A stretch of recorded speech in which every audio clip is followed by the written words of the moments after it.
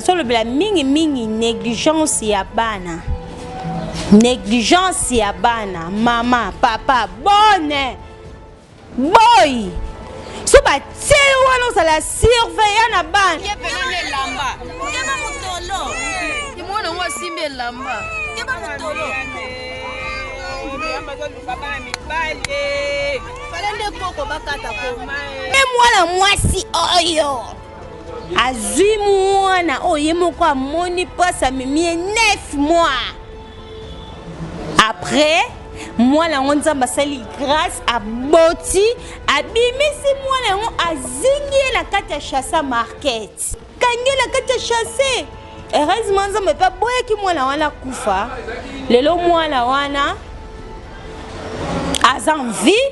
Yo mo do benda ki moi la wana. Mais pourquoi on nyo ko leti na niveau wala? Nzamba bombe na libuma bimise na mokili, yo lingo bomae. Wa nzamba peso moi la to bana. Nako zanga, nako zwa, il faut yeba ko garder bana wana.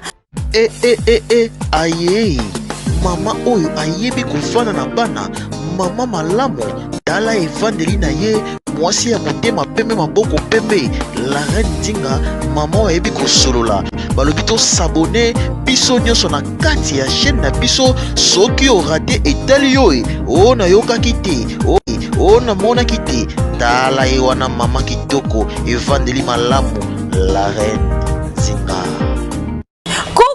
Salut et je dis un grand merci à tous les téléspectateurs. Ça c'est une émission culturelle. Qui est Nalinga koseka mingi po nazalaka na kandate.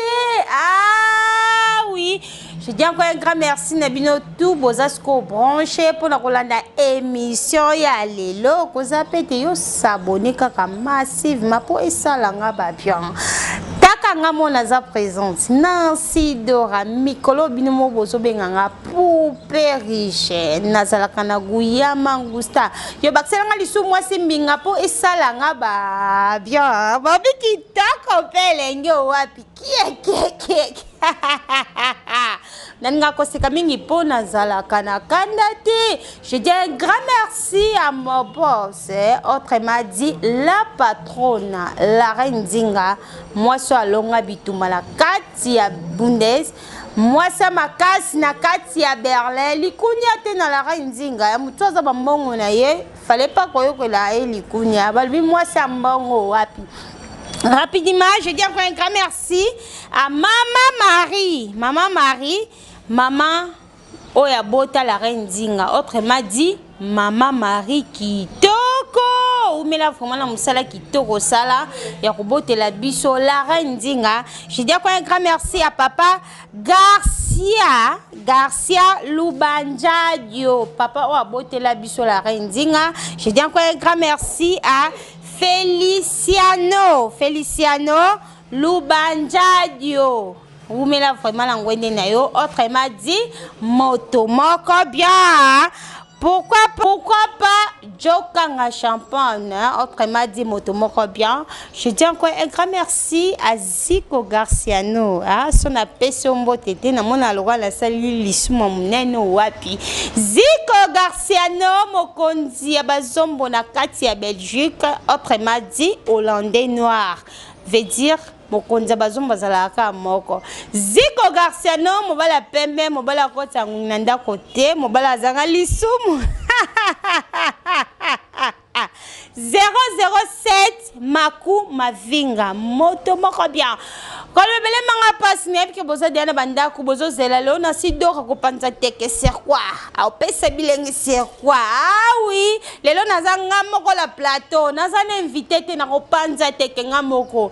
Bande ko la ngaba papa la ngaba mama la ngaba leki na ngaba ya la ngaba. Lelo na elino lisolo moko ya pasi pe mawa. Tous à la carte branché, n'ebi ba abonné na biso, ba téléspectateur na biso, ba zala rabat moro ya mayele ya ba responsable. Vraiment, bato bo commenta quand la monsieur ça la kanga ba bien, ba comment la maîtriser en wata ba mbote ça la ba bien. Bo continuer kaka. Ba bila rendi na chaîne moko ko zongi sabilenge wapi na kata YouTube. C'est la meilleure chaîne.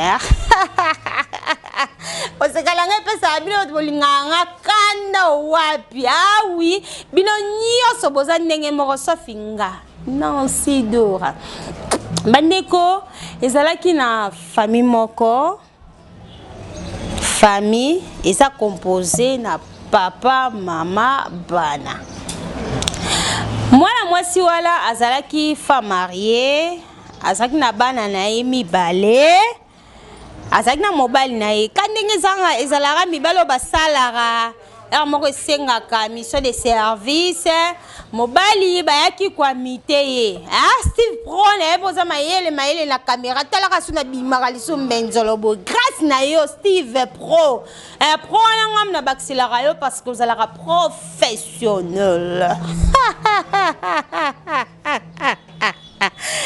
famille wana bavondaka na kati ya ndako bazalaka na ambiance ya bien papa et maman et les enfants et quoi arriver papa na musala babi non il faut que l'émission de service na mboka mo quelconque songolo pakalaka ndenge ezalaka bandeko mwana mwasi wana atikala bana na mibale mwana liboso azalaki na 3 ans et mibale azalaki na ba mois mwana mwasi wana atikali pe na mwana na bana mibale bavandaka pe très bien na kati ya ndaku ka ndenge ezalaka mama so aza na bana na ye bana faut sentir à l'aise mama malamu ataka bana na ye kimia ndenge la reine nzinga ndenge azalaka wana ka ndenge ezalaka papa peso na papa malamu ataka bana kimia bango bazalaki vraiment très bien na kati ya foyer so na vie très bien parce que ndaku wana ebana kopesa batu soko oza na marié te so comme quand la carte foyer wana et pesa oposo za marié un jour so na obota te ambiance oyo ko trouver na carte ndako wana e ko pesa oposa qu'un jour obota pe donc basale na ambiance moko kitoko wapi makasi wapi bandeko et ko arriver mwana mwasi wana jour moko ndizalaka jour moko te mais ezalaka habitude na ye oh Gilbert alobara habitude mabe azala habitude moko soki azo déplacer moi mukazo kende wenze supermarché ndele ba pe étranger mingi na mikila poto bon bazala mini ba supermarché au mona la kati na olati kabana pe ba voisin akangeli bana na ndaku akende pe très bien azongi pe très bien akuti bango pe la kati ndaku sans problème ba vendre pe très bien a continuer toujours na panza teke na bana e bandeko kande balobaka jour moko ezalaka ya bato mais jour moko ezalaka ya nzambe ezala jour moko boye jeune fille wala accueilli à se déplacer à quelle heure à quel kolukaka mwelo moi complément d'objet direct na kati ya ndako bandeko eye ko arriver bana wana place batikalaki mwana 3 ans na mwana wa bébé wana mwana 3 ans kandi balobaka mwana sokomi na âge wana bakoma bisimba tanga mwana sokomi na 3 ans otunie penza yo nanga ne mukolo mwana pena oloba ye mukolo donc bana 3 ans na comprendre bango bakoma na culture bila moko impossible soka simbaki nini soka simbaki alimete chou moto bandi ko pela kati ya chambre ye tellement zaki na makolo na ya kokima akima kina salon ola bulata yo balo so ba fingi ozalo kwa mwana mke fo lele pour mwana mke azaka vraiment na maturité te amoni ke atumi déjà chambre biloko ndako komi ko biloko chambre komi ko zika bilamba biloko etchechera mais akimi abosani ke ndeko naza na berceau na kati ya chambre alali ye akimi abimi akimi ndeko na kati ya ziki ba voisin ba mona ra milinga ya mama moko ayaka koti na salon milinga akota na chambre boy en tout cas ezalaki déjà trop tard bébé wana silaki kozika bandeko histoire o eza histoire vraie lelo si j'ai émission le monsieur bimi awa na solo bela mingi négligence ya bana négligence ya bana mama papa bonne boy so batie wana ozala surveiller na bana il faut ozala très prudent soko oza mobali soko oza boy il faut ozala très prudent soko oza bonne. Histoire oyo ekomelaki ya biso ndeko ya biso yaya ya biso la patrona la reine Nzinga mwasa makasi mwasa alonga bitumba esalami na kati ya famille na ye. Histoire oyo eza histoire vraie parce que biso na la reine Nzinga TV tobetaka makambo ezalaka vrai donc tosalaka mosala nyonso très bien bango tu basalaka ndenge moko sauf biso. Eza histoire esalami na kati ya famille na ye auti kobungisa ya obenga ye ko parce que mwana ya petite sœur ya la reine Nzinga mwana kufa mwana zika baleli mwana kei suite toyebite totala lisusu négligence oyo bapara banégligeaka bana. Steve Pro c'est la biso extrait wana biso moko tozala batémoin na bamiso na biso tomona azolela te azoyoka kaka na market wana azolela na koko nzambe na ngai pwani kindoki aboye pene bisika kokende nzambe apesa epilisi penza koboko kozwa mbango kobokola bazobwaka nzambe mwana munene boneza bota minelo te asumbi pena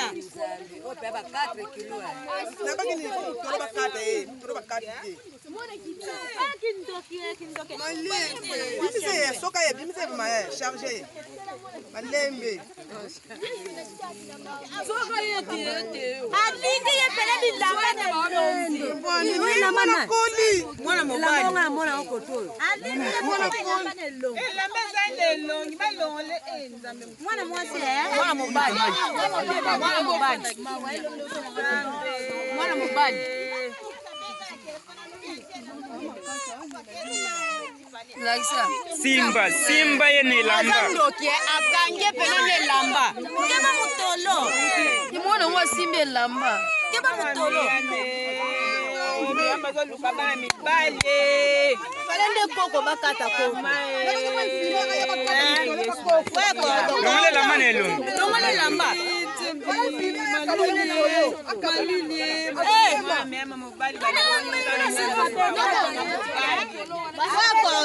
voilà wala tokutaki kolanda ndenge mwana mwasi oyo azwi mwana oye moko amoni pasi amemie 9 mois après mwana yango nzambe asali grâce aboti abimisi mwana yango azingi ye na kati ya chassa market mwana ndenge aza moto azolelaka bato babi wana mwana batala boye atie bilamba afini mwana akufa kaka antuka makambo nzambe osepela nango te. Avant tokota na mozindo ya analyse oyo nakoyesa bino moni mwana azaka mwana bato ya nzambe parce que nzambe era permetaka papa na mama basangani mama azwi zemi abombi mwana pendant 9 mois na kati ya libumu na ye nzambe azobatela mwana wana ti loboko esalami lokolo esalami liso esalami zolo esalami munoko esalami mino esalami sexe esalami nzambe mutu ayebaka nzambe permettre yo bimisa mwana wana na mokili mais boni okozala na négligence ya mwana mutindu boye ozwi mwana okangela kati ya chasse heureusement nzambe mpe boyaki mwana wana kufa lelo mwana wana aza envie batamawa bazwaki mwana wana baberse mwana wana lelo mwana wana aza envie yo sikoyo moto osali makambo boye eske nzambe aza nzamba mawa lelo bato mosusu tomona na vie na yo bunda bozosima te mabe oyo osala tala mwana surtout bino bozala na poto moko bozala na baprivilège pourquoi lelo so oboti bana na yo L'état zo futa bana wana grâce ya bana wana ozo futela ndako grâce ya bana wana ndebo bengana mibele bandako bima kendo za Mario mais pour comprendre que oboti lelo bana l'état zo futa bon mwana bana basa to sakana te ate prudence ndeko na biso asalaki atiki bana na kati ya ndako ya ke supermarché yo zonga boye ya liboso ya 3 ans atuminda ku leki na bébé aziki et c'est prudence munene à part ye ba mama belé pe bosala ango ozo sundola bana na kati ya ndako taka mwana soza no mukie asalaka très turbulent non ko tume ko pe ko zanga akepe ko takura aningisi basinga ko rapenda ko sale sondi nda ko peziki il faut tous à la prudence na bina ba mama parce que ba papa ne baza bon ba kina ba misala ba kina ba mission de service muta bomba rabane za la maman pourquoi tous aura ba la misala moi non ça il faut à la vigilant pe mena moi soit za boy il faut à la vigilant soit za bonne il faut à la vigilance yeka kana moi ne kezo na moi da mwana wana oh yo okotaki na kati ya market ozwi bilamo finiki ye mwana wana kufa mwana na avana na lole yo moko tobendaki mwana wana mais pourquoi okonyo koleti na niveau wana nzamba bombe na libuma bimise na mokili yo lingo boma e fala kufa talaka mwana balingi bilamba bakoti na kati ya chasse mais moi la bimi moi la zolela nge nzamba boya ki moi la wana kufa en tout cas ezo pesa passe pe mawa soki oyebi ko batela mwana te ozana posa ya mwana te mais tika kobota eloko ba fi obolongola ba zemi bino bandoki oyo mwana zaka pasi soko bombe na kati album 9 mois mais so abimi na mokila ko maka mwana ya moto nyonso il faut pas koluka ye après koboma ye en tout cas herbe nzamba peso mwana to bana nako zanga nako zwa il faut yeba ko garder bana wana parce que lobi na bango yo yebite nzambe kam tayeba ka lobi na bango pe elo no c'est ça le maral et ça le melara biso na katsa mokili oyo ezalaka déjà préparé pa ya nzambe o to sele kezala na ko ba complicitement nzambe yeba ka peso mwana intel mais nzambe ndaza wana alinga mabete ayebete ke jour oboma mwana en tout cas mwana mwaso yo ozuze miyo wana oboti pe batu babota caprice ya 9 mois to biso to kanga na musika il faut sengelo ko boye moi mais nzamba salo grâce misi mwana na mukili boni bono za mwana wana hotel akata ya market oboma ya kufa tala mwana kitoko Steve Pro moni mwana wana ndenga tala mwana kitoko o ebele bazoluka batambongo ebele bazoluka mwana maman bozala ba négligence moboye nzamba peso bana okomo négliger bana wana ko beta ko finga bana wana en tout cas bino webi ba papa ya ba botaka bana souffle ba melaka kitoko pelengi ezaka facilité que ovandika ezaleti ezemi ya Yesu te ke alalaka la muki maria comme na zemi ezalaka papa bimisa énergie ne po mwana wala bota masiko yo mama non ka papa lo batike o longola zemi ba papa azalaka no okobota mais yebi ka sali na possibilité te mais azotindoka okobota po ayebi paso ya monaka po mwana wana kota na libu ba jeune fille ba mama vous allez kindoke saka te kolia misuni mwana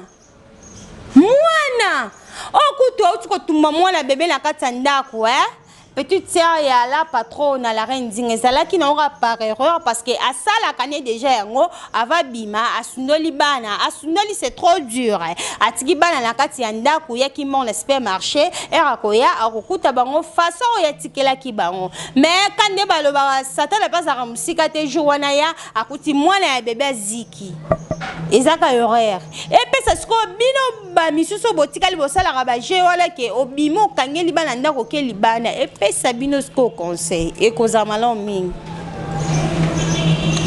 mongola ki nazala ke mpe monte pona batu ozaka ozuizemi olongolizemi wana ou bien oboti mwana ozoluka koboma Nzambe omoni na mukilo nde to vivaka boye tout est vanité. Bino olula ngati Nancy Dora moi si kito moi si boye mikolo ko boso benganga la déesse de la presse congolaise la sirène. Na konzima ba kombo wana mela ondima ngo comme il faut. Tout est vanité. L'openza marobenga molimo na ngala kufina kela ngai. Parce que boy ba tout est vanité. To lukara bokonza likolo to sala bolambo ebele mabe mukie. Yango ezeloko ya mutu ya pona biso batu o tozo vivre. Boso comprendre. Souci na ngeza moi so zune uzeme wana mobile mote akuzwa charge. Benga numéro na ngeza na fond d'écran wala benga ngala ko ya na kuzwa mwana wana. La nzinga na mbongo ebele c'est la patrona. Olemba nango te? Ah oui, ngamo ko olemba nango te parce que moi nazaka na pasi soka za mukie mais soka pusani na ye ozayesu na pasi makasi te. Susi na ngeze botika ko bomaka bana botika molimo wana eza mabe. Merci beaucoup Nabino tout bozala qui vraiment branché pour la Rolanda analyse ya lelo ce moment qui nazala qui un peu monté veuillez m'excuser parce que ils ont fait sanga kanda ngala sala nga mabemo mero boma jamais taka bana bota na mne balongola razemiti oui tous on est exemple non ya Tom susu bon na fini bangote parce que ça donne ngati na détail bon de baza ba fio ba benga ba folle autrement dit batu ya liboma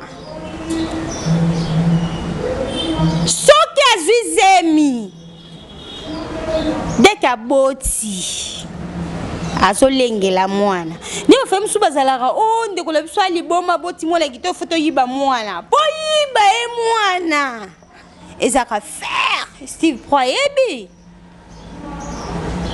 la reine Zinga TV et maman non lo bala patrona Kolo la reine Zinga TV, autrement dit la reine Zinga. Boibe moi les affaires. Olinga kutu to ibe mwana. Mtaliboma. Bongo boni yung tout normal. Obwaka mwana. Nyama kutu soso pamba so aboti bana na ye. Popusa na pembe na soso auti kobota. Doda yo, asa très méchante.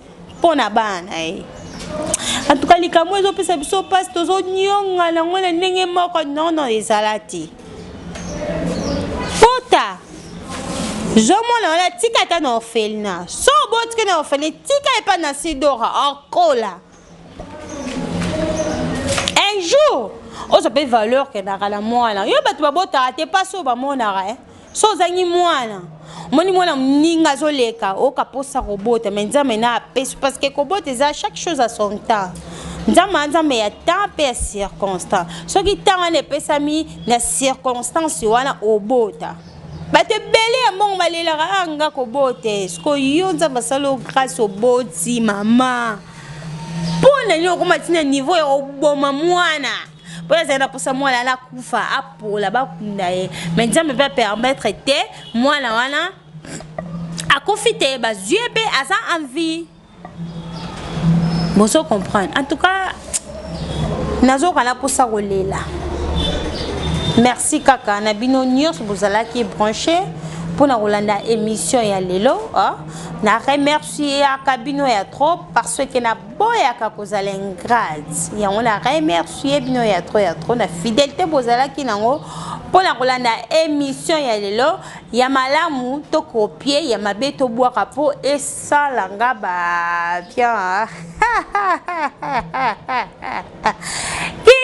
Kopele ngina bino tout bozala qui vraiment branché donc tous à la prudent et kenge na lingala balobaka et kenge na bana so mono za makoki te luka muto za makoki pesa yi mwana wana ole ya roboma ta masumu nyoso nzama limbisa me roboma ezaka moi pas sponsor malimbise je dis encore un grand merci na bino tout boza branché pour la émission ya lelo kitoko pelengi je dis encore un grand merci à maman Marie kitoko maman abota la reine Zinga pourquoi pas papa Garcia Luba Njadio.